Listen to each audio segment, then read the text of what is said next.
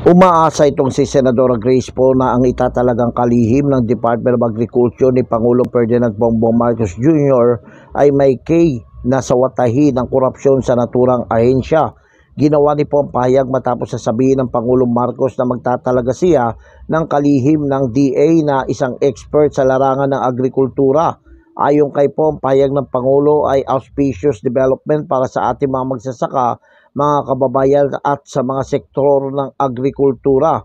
Umaasa rin ang senadora na may kapabilidad ang susunod na kalihim ng Department of Agriculture na maibibigay ang pangangailangan ng mga lokal na magsasaka at mga consumers. Iginiti po na ang DA ngayon ang may malaking hamon upang maibaba ang nararanasang inflation o pagtataas nga ng mga presyo ng mga pagkaing agrikultura.